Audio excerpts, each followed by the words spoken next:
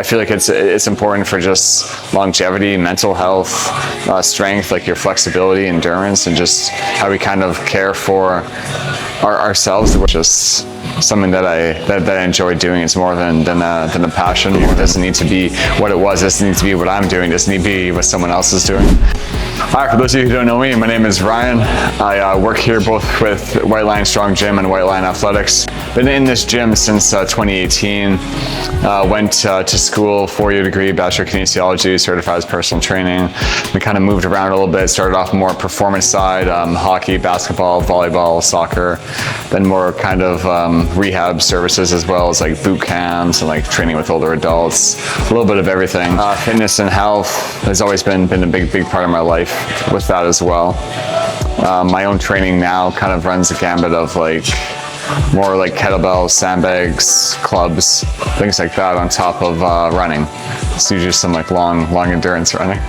It's more than just like a hobby or a thing that I do on the weekend. It's everything that I'm kind of doing. So a lot of my life is just kind of pulled around that, intentionally so. It's just something that I enjoy doing. It's more than a passion, more than work.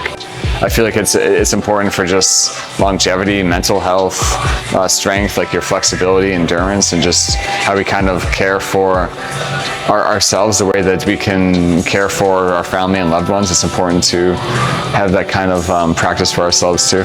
Probably more of the kind of like social interaction, or just more of a dynamic with small group than you may get with larger groups or like one-on-one. Just like sharing in that like programming, understanding that there's a lot of individualized variation that's going to come with small group training, but just more of that personalization, group interaction to share in that. I find it's a lot of fun for people to kind of develop and share that with other people as well. It can take some of the like pressure off of being one-on-one as well. There's always different kind of pursuits or things that you can kind of change or alter in terms of just intensity, or it doesn't always have to be this like singular thing where this is what training was for me in the past. I need to be at the gym for like an hour or 2 hours a day, or hey, I don't have that structure. I'm not able to kind of travel to go to the gym, or I have a family, I have all these other obligations. It doesn't need to be time constrained or restricted. It could just be 10-20 minutes a day. There's things that you can do to structure it, to find something suitable and appropriate for you. It doesn't need to be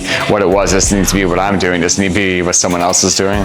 So in terms of time, there's always some way to kind of work around that, and just trying to discover something that you enjoy doing too.